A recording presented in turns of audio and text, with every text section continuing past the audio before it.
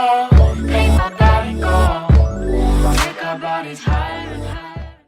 Olá, galera do sexto ano, tudo bom com vocês? Aqui é o professor Jefferson e hoje, na aula de História, nós vamos trabalhar o capítulo 10, Império Bizantino. Quando se fala em Império Bizantino ou então Império Romano do Oriente, a gente sempre se lembra dessa grande construção que vocês estão vendo aí, né? Que é a Basílica de Santa Sofia. Foi uma das grandes construções que se teve nesse momento, tá? E mostra também que o poder do Império Bizantino estava também sobre o poder religioso, o poder espiritual, tá? A gente vai falar um pouquinho dessa basílica lá na frente. Bora lá começar, então? Então, veja bem, pessoal, a gente vai trabalhar esse Império Bizantino, tá? Da época da divisão do Império Romano em dois, ok? Ele também ficou conhecido como Império Romano do Oriente, certo? Ele ficou conhecido como Império Romano do Oriente, tá? E aí, o que acontece, galera? A capital do Império Romano do Oriente seria Constantinopla, tá? Fundada por Constantino em 330. Essa capital era uma cidade portuária estratégica, porque ela fazia ligação, tá? Entre o Ocidente e o Oriente, fazia ligação com a Ásia, tá? Essa cidade ela se chamava Bizâncio, antes de ser conquistada pelos romanos, tá? E quando os romanos tomaram essa cidade dos gregos, ela passou a ser batizada por Constantinopla, em homenagem a Constantino, seu fundador, tá bom? Em 395, o Império Romano finalmente foi dividido, tá? Em Império Romano do Ocidente e Império Romano do Oriente. E aí, Constantinopla passou a ser a nova capital da parte oriental do Império Romano. Quem dividiu foi esse cara que está aí, que vocês estão vendo, o Teodósio. Tudo bem? Bora lá.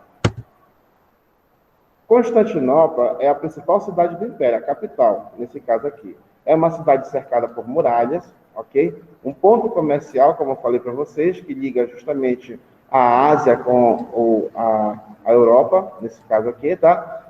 Havia muitos contatos com o Oriente, né? Contatos comerciais principalmente, tá? Ligava o Mar Negro ao Mar Egeu, tá? O Mar Negro é justamente da parte ocidental, aliás, da parte oriental, a parte asiática, e o Mar Egeu já é justamente chegando na Europa. Ou seja, era um ponto de ligação entre essas duas partes do mundo, tá bom? Então, foi justamente uma cidade estratégica, um ponto estratégico aqui. Ficou bastante conhecida pela resistência às invasões bárbaras, já que ela era toda protegida por muralhas, né, por soldados, tá? O Constantinopla ficou conhecida pela centralização política, enquanto que a parte ocidental, ela ficou fragmentada por causa dos bárbaros. A parte oriental, ela ficou marcada por ter um governo ainda centralizado e unificado, tá? E tu tem aí, galera, heranças helenísticas e romanas. Quando se fala em heranças helenísticas, estamos falando de heranças gregas, tá? No caso, a cidade era uma colônia grega, falava-se o grego lá naquela região, mas foi associado com a religiosidade romana, que nesse momento já não era mais o politeísmo, tá? Era já o cristianismo, a crença em um único Deus, tá? O cristianismo já havia se difundido aí nesse momento. Então, o Império Romano do Oriente era um império essencialmente cristão, tá bom? Olha aí, ó. Esse é o mapa do Império Romano do Oriente que vocês estão vendo aí no slide, tá? Essa parte toda vermelha aí fazia parte do território inicial. Depois que ele se consolidou, começou a crescer e se expandir. Um dos projetos dos imperadores aqui era tomar de volta a parte ocidental que estava sob o domínio dos bárbaros, tá? Constantinopla, vocês podem perceber que é uma cidade entre águas, né? Entre o Mar Egeu e o Mar Negro, tá? Uma cidade assim, vamos dizer assim, é a entrada para a Ásia, ok? Era o ponto de entrada para a Ásia. A partir daí, tá? As pessoas passavam muito por Constantinopla. Se vocês perceberem, para chegar ao Mar Negro, né? Tem que passar por Constantinopla aí, não tinha por onde ir, tá bom? Então, era uma cidade bastante comercial nesse sentido aqui, tá? Quando se fala em política e economia, o Império Bizantino era uma monarquia teocrática. O que isso quer dizer, monarquia teocrática? Significa dizer que era uma monarquia, tá? Com base na religiosidade. O mesmo governante, o mesmo imperador, ele era também um líder religioso, tá? O imperador, nesse caso aqui, ele era tido como representante de Deus, ok? E assim como existia no Império Romano do Ocidente, existia o Senado aqui também, com seus cônsules, né, com seus representantes próprios, tá? Então, muito da política e da justiça também aqui na parte oriental ainda era herança do Império do Ocidente, que foi fragmentado e foi invadido pelos bárbaros nesse momento, tá? O Império Bizantino foi dividido em províncias. Essas províncias ficaram conhecidas como temas, tá? Por quê? Ficaria mais fácil de controlar se dividisse o território em províncias administrativas. E cada província, tá, tinha seu próprio juiz, seu próprio governador, seu próprio general. Isso quer dizer o quê? Que eram pessoas de confiança do imperador, tá? Então, isso foi uma estratégia, tá, de governar e de não deixar com que esse império se fragmentasse também, assim como aconteceu com a parte ocidental do Império Romano. Aí também, falando em divisão, você tem as chamadas legiões, ok? As legiões, nesse caso aqui, eram justamente grupos militares que trabalhavam, que protegiam as fronteiras do Império em troca de terras, ok? Ou seja, o imperador cedia terras, cedia grandes propriedades para essas legiões para protegerem as fronteiras do Império Bizantino, principalmente contra a invasão dos bárbaros. Por isso que ele se manteve de pé e não teve o mesmo fim do que a parte ocidental, que foi derrubada pelos bárbaros, tá? Distribuía-se trigo para os mais pobres, assim como acontecia com Roma, né, com a parte ocidental. E aí a principal economia, a principal atividade econômica do Império Bizantino, só reforçando para vocês, era o comércio e a produção agrícola. Produzia-se cevada, vinho, né? Essa parte agrícola também fazia parte da economia oriental aqui. E esse comércio era justamente baseado com o contato dos outros povos, né? Eles faziam contato com outros povos, principalmente da Ásia, ok? Vamos lá. E aí, o principal imperador nesse momento, a gente sempre fala aí do Justiniano. Existiram aí em torno de 100, 107 imperadores na parte oriental. Aí na página 19 fala um pouquinho, pessoal, do Justiniano, que foi o auge do Império Bizantino, tá? Durante o seu governo, esse cara ele tentou manter a união dos povos que faziam parte do Império Bizantino. União dos povos na mesma língua e na mesma religião, tá? Então, foi marcado por essa unificação e por essa centralidade de poder nas mãos do Justiniano I, tá? Que governou de 527 a 565. O seu governo também foi conhecido por grandes obras militares, né, por conquistas. A principal ideia aqui, o principal objetivo do Justiniano era retomar as cidades tomadas pelos bárbaros. Ele tentava fazer um caminho de volta, né? Ele tentava justamente expulsar os bárbaros dos territórios que eles invadiram aí na parte ocidental. E ele conseguiu tomar algumas partes, né, alguns territórios da parte ocidental e ficou sob o seu domínio. Além disso, ele cria o Corpus Juris Civilis, ou Código Justiniano, né? Ou seja, um conjunto de leis, né, criadas a partir da ideia do direito romano, aquele direito que nós vimos na aula passada, tá? O imperador estava acima de tudo, ok? Acima da religião também. Ele era o líder religioso. E ele manda construir aquela basílica que eu mostrei para vocês, que foi a Basílica de Santa Sofia, a maior basílica da parte oriental até então. Ok? Santa Sofia significa Santa Sabedoria. Essa basílica aqui, ó, é uma das maiores construções que ele já implementou durante o seu governo, tá? Inicialmente não se tinha essas colunas aí no entorno, essas colunas que é chamada de minaretes, elas foram implementadas quando os árabes entraram no Império Bizantino, tá? Antes era sem essas 4 colunas aí, tá bom? A basílica, mesmo assim, ela é conhecida pela sua grandiosidade, tanto visto de fora quanto por dentro também, tá? Por dentro a pessoa entra, hoje é um ponto turístico, né? Hoje essa basílica, ela é ponto turístico para 3 religiosidades, né? Ela é uma basílica, ela é uma sinagoga para os judeus, tá? E ela é uma mesquita para os árabes, tá? Então aí você percebe que aqui você tinha um encontro de vários povos aqui na cidade de Constantinopla. Olha a parte interna aí que se vocês entrassem, vocês iriam ter essa visão, né? Tudo ornamentado aí com detalhes em ouro, ok? Uma grande riqueza e uma gigantesca riqueza de detalhes nesse momento aqui, tá? Então, essa aí foi uma das grandes construções, além das obras militares também feitas pelo Justiniano I, tá bom?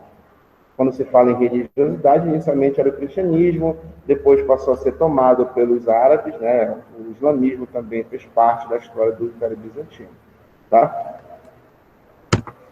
E aí você tem a expansão. Quando se consolida de fato o Império na parte oriental, eles tentam, os imperadores, principalmente o Justiniano, tentam tomar a parte ocidental, mais uma vez, tá? Então, durante o século VI, houve conquista sobre os reinos dos vândalos. Esses vândalos já eram os bárbaros, tá? Que conquistaram o norte da África, tiraram dos romanos essa posse de território, dos ostrogodos, que estavam na Península Itálica, lá onde está Roma, né, no caso, e dos visigodos, que estavam dominando a Península Ibérica, onde hoje é Portugal e Espanha, tá? E essas conquistas, né, mesmo ele tendo conquistado essas terras de volta, gerou um grande descontentamento por parte da população de Constantinopla. Por quê? Porque isso gerava muitos gastos e exigia muito dinheiro. E quem é que pagava essas obras militares? O povo, através dos altos impostos. Por isso que gerou um grande descontentamento da população, porque a maioria aqui do Império, mesmo sendo um Império protegido, centralizado, a maioria era pobre, pessoal, e não tinham o que comer. E mesmo assim tinha que pagar imposto para o imperador. Tá? Isso a gente vai ver, vai ser manifestado em uma revolta que vai acontecer aqui nesse Império. Tá? Então ele conquista territórios do antigo Império Romano antes de ser dividido. Olha aqui o mapa, pessoal, vocês vão ver aí na tela de vocês aqui. Esse mapa aí, ó. Essa parte mais escura é a parte oriental, antes do reinado de Justiniano, né? Antes você tinha somente a parte oriental do Império. Quando Justiniano assume Constantinopla, né, se torna imperador, ele começa a conquistar aí, ó, o norte da África, essa parte de baixo aí, tá? A Península Itálica, que é aquela botinha que eu sempre falo para vocês, né? Quando vocês olharem no mapa, você vai ver a botinha, é a Itália, tá? E mais, lá na pontinha lá do lado esquerdo, é a Península Ibérica, onde hoje é Portugal e Espanha. Ou seja, ele tomou de volta dos bárbaros esses territórios. Não conseguiu tomar todos os territórios, tá? Mas partes significativas aí, o Justiniano conseguiu incorporar ao Império Bizantino.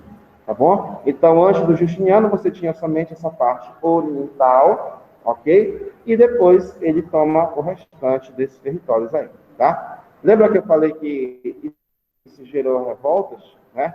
E descontentamento, porque houve muito gasto aí, as pessoas, que era o povo que pagava isso. Então, o que foi que aconteceu? Era muito comum lá, como um esporte no Império Bizantino, a corrida de cavalos, nos hipódromos, ok? E aí, em uma dessas corridas de cavalo, aconteceu uma revolta bastante significativa. Talvez a única do seu reinado, né? A chamada Revolta de Nica, que foi um levante social e popular contra as contradições internas do Império.